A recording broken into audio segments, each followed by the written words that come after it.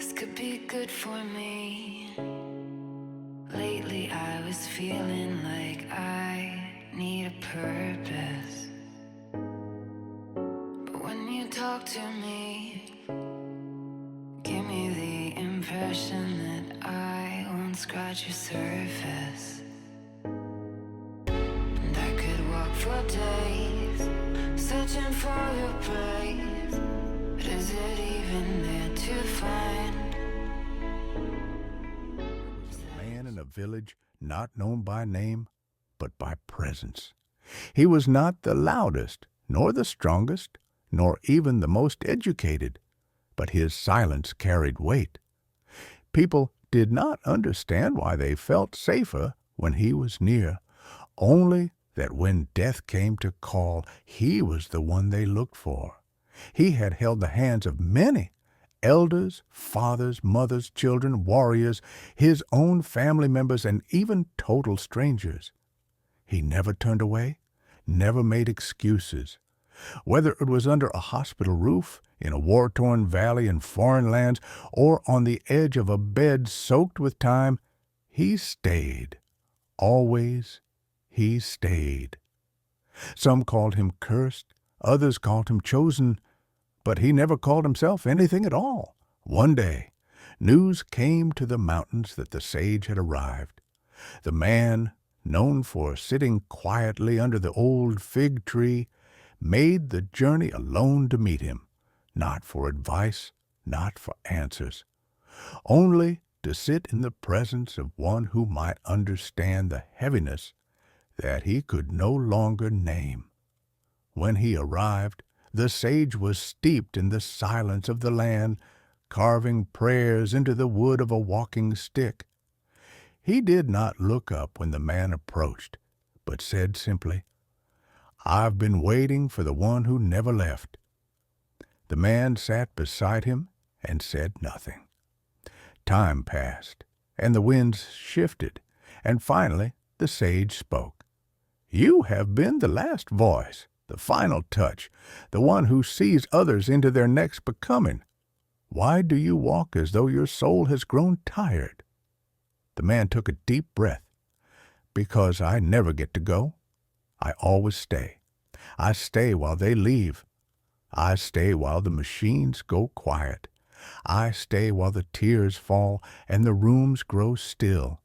I stay when the light in their eyes flickers and fades. And I hold pieces of them, pieces no one else sees, pieces that do not belong to me."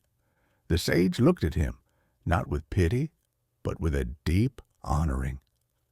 There are those who walk the road of life and those who walk its edge, where the veil grows thin.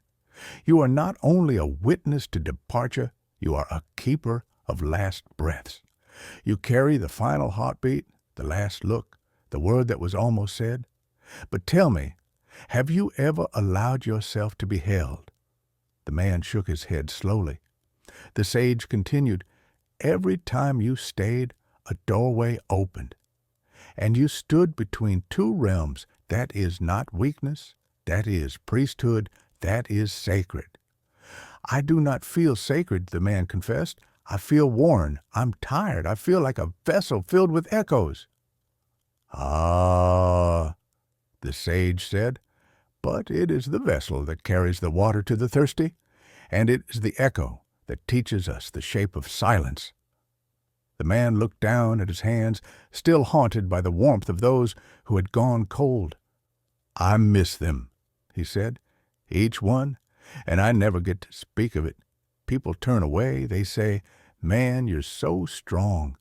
But strength is not the absence of sorrow. It is the ability to carry it with grace." The sage reached into the folds of his robe and handed the man a small cloth embroidered with a symbol of the wind. "This is not to wipe your tears," he said. "It is to remember that the breath you held was not an ending, but a returning." The man finally wept, not because he was weak, but because someone had finally given him permission to. Later that night, Under a sky pierced with stars, the sage asked him one final question. Will you allow your own story to be told, or will you only ever be the keeper of others' farewells? And the man, for the first time in years, whispered, I don't know, but maybe I'll find out when that time comes. Now, traveler, I ask you, whose final breath have you been holding in silence? And when will you begin to breathe for yourself again? Lately I was feeling like I need a purpose.